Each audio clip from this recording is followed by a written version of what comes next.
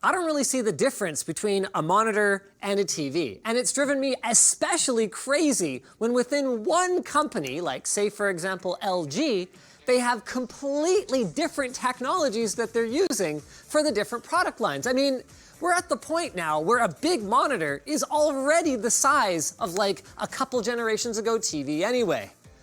Well, it looks like LG's TV division finally got the message, and ever since they first unveiled the C10 48-inch OLED TV, they've been kind of quietly marketing it as a gaming / productivity monitor.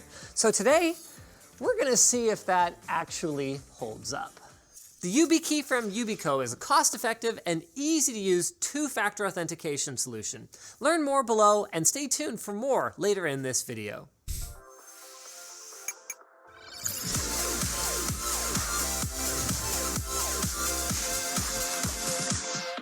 The first time I saw someone use a TV as a monitor was probably in the mid-2000s at a LAN party. The guy hauled it all the way there because he was like, guys, you're not gonna believe this. It's the greatest gaming experience ever. It's so immersive. Meanwhile, I'm looking at it going, unless I was sitting this far away from it, that looks like hot garbage, dude, because it was running at 1366 by 768. Well, that problem is behind us. If you look at these marks on the floor, we've got the location of the TV, a couple of optimal viewing distances, sort of specifying how much of your field of view cinematic content should take up. And then, perhaps most importantly, this, visual acuity distance. This is the marker for where I should be able to sit to not be able to make out any individual pixels on the display. Because the C10 48-inch is 4K, I can actually sit this close to it, and this is theoretical, but I can't make out any of the pixels. Yeah, I mean, this looks freaking awesome. So does it hold up when we get this close? You know what's funny? Because the display is so large, I may actually be significantly further away from the corners than I am from the center. Distance from the screen itself is about 20 inches. Distance from the corner, if I was to read the text on recycle bin, 29 inches.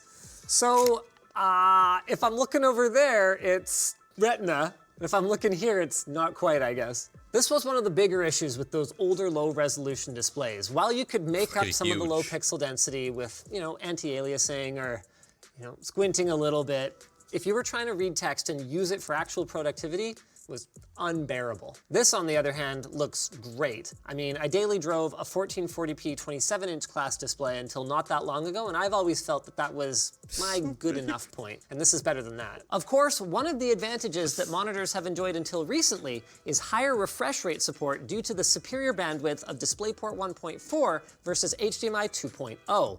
Of course, that changes if you've got an RTX 3000 series graphics card and an HDMI 2.1 monitor like this one. So we can jump all the way down to 4K, 120 Hertz, and get that high refresh rate smoothness without dealing with the weird color fringing on text and fine details that you would get with chroma subsampling. Of course, there's far more to the gaming experience than just refresh rate. And that's where things get really interesting here. Now, your eyes actually have a natural amount of motion blur. So even if these pixels were flipping instantly, I would still see this image as blurry, which is why we recently got our hands on a high-speed camera. Check this out. This is this TV, the C10 48-inch, versus a 360 Hertz gaming monitor using a fast IPS panel from ASUS.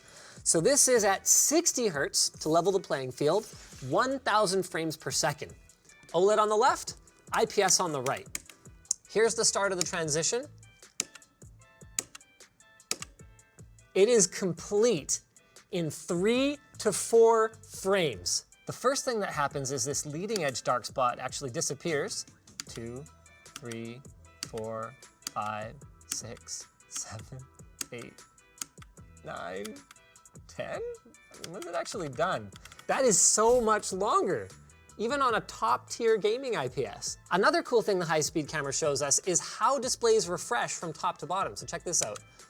1, so this is where the top one actually starts, but you can see this one's changing, the bottom one's not. 2, this one starts to change. 3, And somehow they're all done on the OLED. That is incredible. Next, we took it up a notch and ran our high-speed camera at 3,000 frames per second. 1, 2, 3, 4, 5, 6. Wow. While it does take anywhere from like 2 to 3 milliseconds, what's cool about it is that it's still really clean. The bulk of the transition I'm confused why this is actually done at happens 60 hertz. over like less than a millisecond. That is really incredible. Okay, so 1, 2, it's mostly done. 3, 4, it cleans up the edges back here. That's it. We can even see the difference between the display refreshing here and here at this speed. We can see these dots come in before the UFO starts to move. 1, 2, 20. So that's closer to like 6 milliseconds by the time I would say the image is pretty much transitioned. So what's crazy is on the LCD, you actually have a period of time where you're seeing a full double image that's longer than the period of time the OLED takes to completely switch the pixels. No wonder we wanted OLEDs on gaming monitors ages ago. I've been bugging LG about this for years. Of course, that's not to say that OLED has every advantage when it comes to gaming these days. LCD displays can go up to 240 or even 360 hertz. And what we can see when we look at our 3,000 frame per second footage here is that when our LCD is getting these much more rapid updates, the motion actually does appear smoother, even though the image might not be quite as sharp. Let's step all the way up to 360 hertz, and we can see that the effect is much more pronounced. That ends up looking smoother overall than this. And of course, there's the elephant in the room, burn-in. Now, I'm not gonna try and scare you, but I'm also not gonna try and reassure you. There are mitigation strategies that panel manufacturers are using. For example, shifting the pixels ever so suddenly, running a kind of refresher on the display that helps to clean it up, dimming static objects on the screen, that's something that you can adjust to be more or less aggressive, and of course, just not running your display at full brightness. That's like half the battle right there. The brighter you run it, the faster the pixels will degrade. But in spite of all that, you probably will experience some burn-in under some use case scenarios. So go check out the comprehensive video that Artings did on the subject, where they actually ran a bunch of OLEDs for like, what, a year? Something like that? Oh my God, to see that's how cool. it affected them. That's then cool. you can make your own decision. Of course, pixel response times are just one part of a smooth and responsive gaming experience. Equally, or maybe even more important, is the input lag of the display. So that's how long it takes to receive the signal from your PC or console or whatever else and actually output it to the panel. And for years, TVs had very poor input lag compared to monitors. How does this one stack up? Actually, great. Basically, it's imperceptible to me, and what helps is that it has an auto low latency mode that detects when it's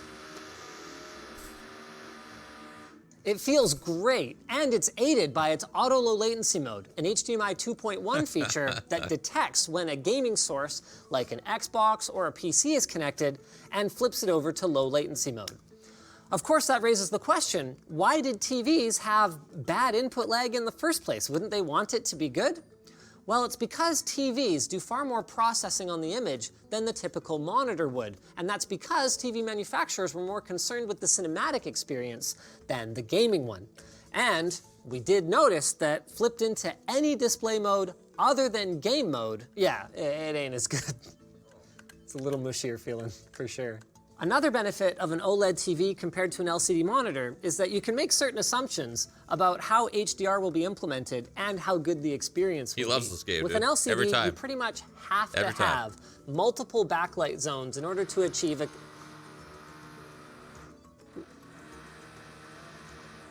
With an LCD, you pretty much have to have multiple backlighting zones in order to achieve a convincing HDR effect. So with an OLED, well, at 4K anyway, it's kind of like having 12 million backlighting zones. Of course, first and third person games aren't the only ones that can benefit from a large, immersive display. RTS players are able to take advantage of being able to see much more of the map at one time, assuming, of course, that the game developer properly implements higher zoom levels and that you've got a PC that can handle that, and of course that you don't mind actually physically turning your head in order to see the UI elements. So okay, the ergonomics of a solution like this, they're not perfect, but at least they're making progress. I mean, one thing that really stands out as in need of improvement for this one is LG's kind of like buttock hump that they've got coming off of the back of the TV. LG's buttock hump back here is actually the reason that even though my desk is deep enough, I had to sit closer to the TV in order to reach my keyboard and mouse than the retina distance. I/O is another thing TVs have traditionally done better than monitors. We've got 4 HDMI ports, all of which, just have a look here, yep, support 4K at up to 120 hertz. And even though there was that whole scandal with LG's C9s supporting 48 gigabit per second HDMI and the C10s dropping that to 40, it looks like the bug that they had where there was chroma subsampling at 4K 120 on these C10s has been dealt with in a patch, and you're able to get 444, so that's HDR 10-bit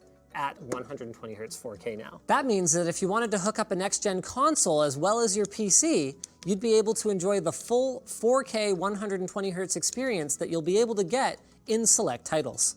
Make sure you get subscribed so you don't miss our video where we're going to be checking out next-gen Xbox Series games on the LG C10. The last question to answer then, assuming that you don't mind the ergonomic challenges of having a TV on your desk or mounted to the wall behind it, is one of value. At around $1,500 US, it's priced right up there with the top-tier ultra-wide and large format gaming displays, and it does have some inconveniences compared to a traditional monitor. One being that game mode just plain ain't as color accurate as filmmaker mode, even here on the same display. So if you wanted to use it for something other than gaming, like say for example photo or video editing, you'd have to choose between a more responsive experience with your mouse not kind of feeling like it's floating around behind your arm actions, or having color accuracy. The only question left for me to answer then is, do I swap out the 38-inch ultra-wide that's on my desk now with one of these?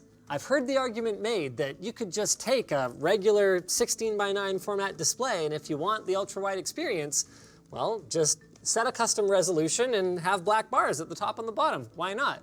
And especially with an OLED, you don't get that annoying glow that you would with an LCD, so that use case actually kind of sounds viable. And the pricing is actually better than the monitor. Gonna have to think about it. The YubiKey acts as a physical Jesus, dude. Fucking monitors, TVs. They're getting fucking nuts, bro. They're getting nuts. That is such a ridiculous.